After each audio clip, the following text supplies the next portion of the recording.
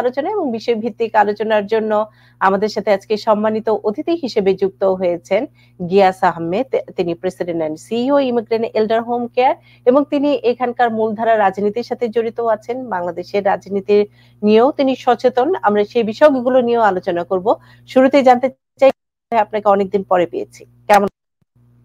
ধন্যবাদ আপনাকে। কেমন আছেন সেটি আগে বলেন। আপনাকে পাই আমরা খুব কম। বাংলাদেশে এখন নতুন যে মুক্তিযুদ্ধের, দ্বিতীয় মুক্তিযুদ্ধের যে স্বাধীন বাংলাদেশ, আমরা তো এখন দেশে যেতে আর ভয় পাচ্ছি না।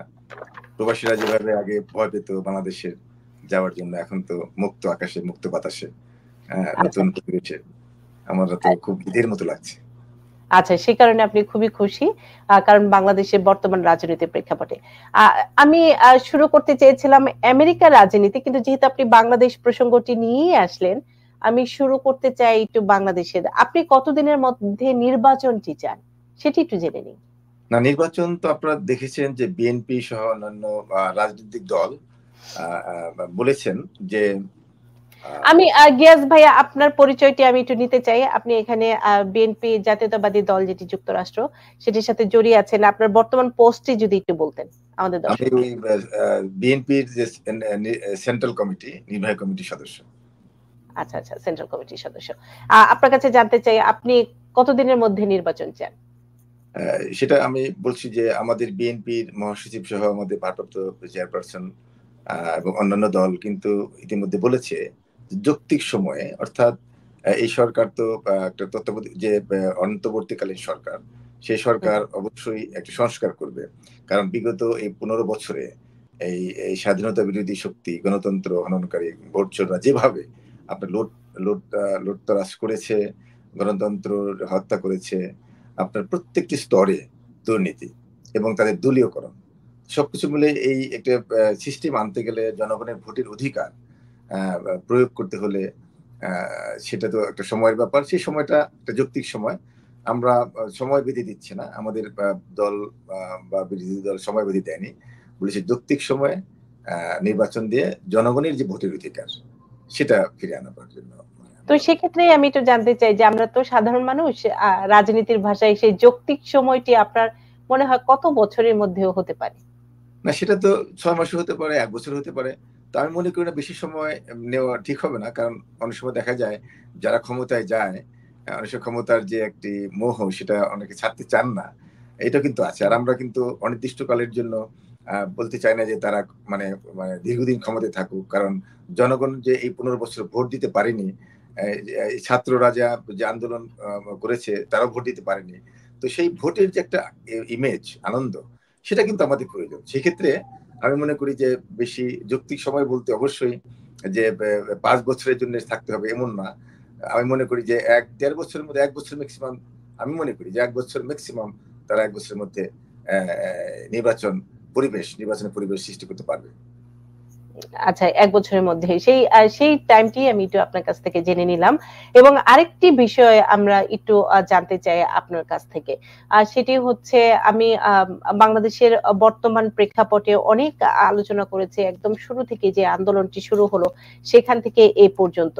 তো সেখানে আপনার কাছে আমি একটু জানতে চাই, এখন পর্যন্ত আমাদের কাছে যে তথ্যগুলো এসেছে, এখন কি দলের বাইরে কিংবা ভালো লাগার কিংবা আমার কাছের মানুষ ছাড়া কোনো নিয়োগ হচ্ছে কিনা? না, এখন তো আপনার নিয়োগ যাদেরই দেওয়া হচ্ছে তারা কিন্তু মানে আওয়ামী লীগেরই প্রোডাক্ট বেশি। দেখেছেন যে এই যে 17 জন 19 জন যে মানে উপদেষ্টা নিয়োগ হয়েছে, তার মধ্যে 6 জন 7 জন হবে যারা বিগত সরকারের শেখ হাসিনা সরকারের দ্বারা নির্যাতিত হয়েছেন। আর বাকিরা কিন্তু তেমন একটা নির্যাতিত হননি, তারা কিন্তু মানে সুবিধা, তারা কিন্তু সরকারের সমালোচনা করেননি, সরকারের মানে রোশানলে পড়েননি। তো সেই ক্ষেত্রে আমি মনে করব এই যে তত্ত্বাবধায়ক সরকারের উপদেষ্টাদের মধ্যেও কিন্তু আমি দেখেছি যে তারা মানে যে এই জুলুম অত্যাচারের শুনতে পাচ্ছি তাদের গায়ে লাগেনি। তো সেক্ষেত্রে আপনি এ টু জি কিন্তু আপনার এই ছাত্রলীগ, যুবলীগ বা আওয়ামী লীগের লোকজন ভরে আছে। তো এগুলি আপনি যাকেই আপনি দিচ্ছেন, যাদেরই আপনি নিয়োগ দিচ্ছেন, আমরা দেখতে পাচ্ছি যে কোনো না কোনো ভাবে এই আওয়ামী লীগের লোকজন কিন্তু এসে যাচ্ছে। এটা কিন্তু খুবই, এবং সেই কারণে দেখেন আজকে মানে আইন শৃঙ্খলা বাহিনী যেমন আপনার নয় নয় ঠিক কাজ চলছে না, মাজারগুলি ভেঙে ফেলছে দেখছেন, কিন্তু কোনো পুলিশি তৎপরতা নেই, তৎপরতা নেই। এটা তো চক্রান্ত। আমরা বাংলাদেশকে কিন্তু মানে তালেবান বা মৌলবাদী বা জঙ্গি রাষ্ট্র হিসেবে বহির্বিশ্বে প্রচার করতে চাই না। এটা কিন্তু আপনার এই আমরা দেখতে পাচ্ছি মাজারগুলি ভাঙা হচ্ছে, পুলিশের কোনো তৎপরতা নেই, ধর্ম প্রতিমন্ত্রী বা ধর্ম উপদেষ্টা তিনিও কোনো বক্তব্য দিচ্ছেন না। সবকিছু মিলে আমি দেখতে পাচ্ছি যে বিগত মানে আলিম উলামাদের মধ্যে মানে একটি গ্রুপ যারা বিগত আওয়ামী লীগের সাথে সখ্যতা রেখেছিলেন, সেই সমস্ত আলেম আবার এই ধর্ম উপদেষ্টা বা এই মানে তত্ত্বাবধায়ক এই কি বলে এই অন্তর্বর্তীকালীন সরকারের সাথে আবার তারাও মিশে যাচ্ছে। সবকিছু মিলে আমি মনে করি যে এই তত্ত্ব এই উপদেষ্টা পরিষদকে আরো কঠোর হতে হবে। আর এই চক্রান্তগুলি চলছে চারদিকে, এই চক্রান্ত ভেদ করে আমি মনে করি নিরপেক্ষ, অনেক সময় দেখা বলা হয় নিরপেক্ষ কর্মকর্তা নিয়োগ। নিরপেক্ষ কারা? যারা সুবিধাবাদী, এই যে 15 বছরে যারা সুবিধা নিয়েছে, কথা বলিনি, এই জুলুম অত্যাচারের বিরুদ্ধে কথা বলিনি, তারাই তো নিরপেক্ষ। কিন্তু আমরা এই নিরপেক্ষ দিয়ে তো সংস্কার হবে না। যারা জেলে গিয়েছে, সে বিএনপি হোক, সে জামাত হোক, যে সাংবাদিক হোক, সে যে কোনো মতের হোক, যারা অন্যায় অত্যাচার সহ্য করেছেন তাদেরকে দিয়ে সংস্কার হবে। আরেকটা জিনিস আমি বলতে চাই, যেহেতু আমি প্রবাসী আছি নিউ ইয়র্কে, এই বাংলাদেশে মনে করো সংস্কারের প্রশ্নে এই বহির্বিশ্ব থেকে যারা বিদেশে আছে, বিদেশে লেখাপড়া করেছে, বিদেশে 40 বছর যাবৎ আছে, তারা কিন্তু একটা একটা একটা সভ্য পরিবেশে, একটা উন্নত পরিবেশে আছে। তারা, আমরা যখন বাংলাদেশে যাই তখন বাংলাদেশে আমাদের চোখে কিন্তু অনিয়মগুলি ধরা পড়ে, আমাদের চোখে রাস্তাঘাটের যে দুরবস্থাগুলি ধরা পড়ে, আমাদের চোখে আদালতে কিভাবে কাজ হয় বা সচিবালয়ে কি ধরনের মানে দুর্নীতি হচ্ছে, এটা আমাদের চোখেটা বেশি ধরা পড়ে। আর যারা বাংলাদেশে যে লোকটা জন্ম হয়েছে, বাংলাদেশে বড় হয়েছে, এই বাংলাদেশের এই দুর্নীতি, এই স্বজনপ্রীতি, এই অনিয়মের মধ্যে যারা বড় হয়েছে, তাদের চোখে কিন্তু এই সংস্কার করার জন্য তেমন কিছু ধরা পড়বে না। সেক্ষেত্রে আমি মনে করবো 10% মানে আপনি যদি কোটা বা 10% যদি আপনার বাইরে থেকে, বহির্বিশ্ব থেকে, প্রবাসীদের থেকে যদি আপনি সংসদে বা সচিবালয়ে অথবা আপনার অ্যাডমিনিস্ট্রেশনে যদি নেওয়া হয়, তাহলে কিন্তু আমি মনে করি এই সংস্কারটা আরো ত্বরান্বিত।